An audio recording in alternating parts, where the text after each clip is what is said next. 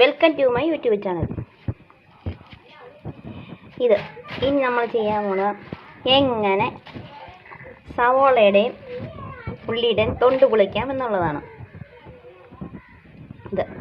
ഇതുപോലെ ഒരു basket paper പെട്ടിക്കകത്താണ്, ഒരു ബാസ്ക്കറ്റ് പോലത്തെ ഒരു പെട്ടിക്കകത്താണ് ഇതിട്ടെടുക്കുന്നത്. ആദ്യം ഉള്ളി, ഇത്രയും ഉള്ളി വേണ്ടതെന്ന് വെച്ചാൽ എടുത്ത് പുറത്ത് വെക്കുക. പിന്നെ സവോള. ആദ്യം ഉള്ളിയുടെ തൊണ്ട് എങ്ങനെ പൊളിക്കണമെന്ന് കാണിച്ചു തരാം. ഇതിനായിട്ട് വേണ്ടത് കത്തി,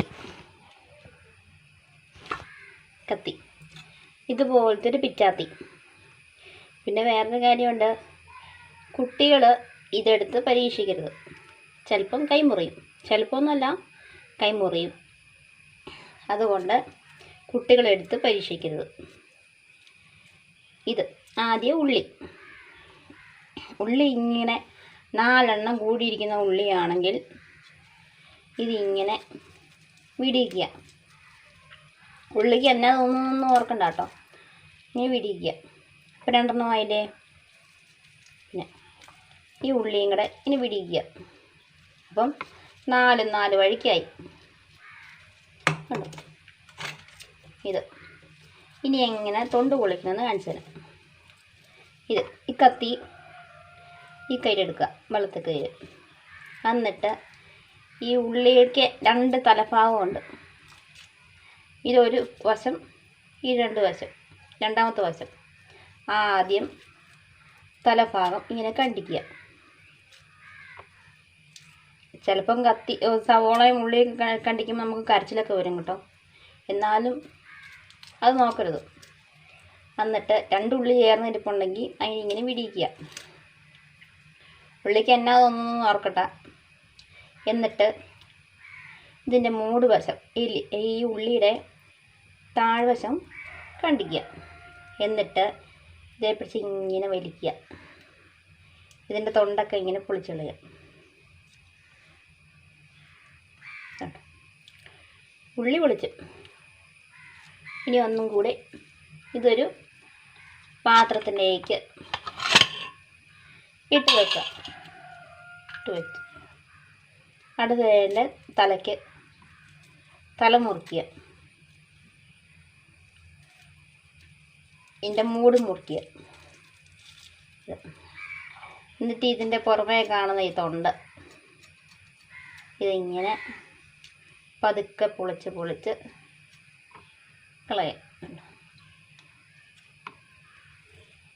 അന്നേരം ഉള്ളി പൊളിച്ച് വന്നതിൻ്റെയും ഒരു ഉള്ളിയും കൂടി അതിൻ്റെ അകത്തുണ്ട്.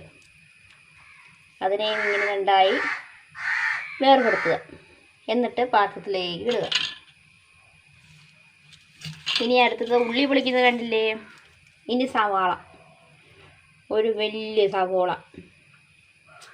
ഇതും അതുപോലെ തന്നെ അതിൻ്റെ ഉള്ളിയുടെ തലയും കണ്ടിക്കുക. ഇനി വാലും കണ്ടിക്കുക. എന്നിട്ട് ഇതുണ്ടോ ഇതുപോലത്തെ തൊണ്ട്, ഇത് പൊളിക്കുക.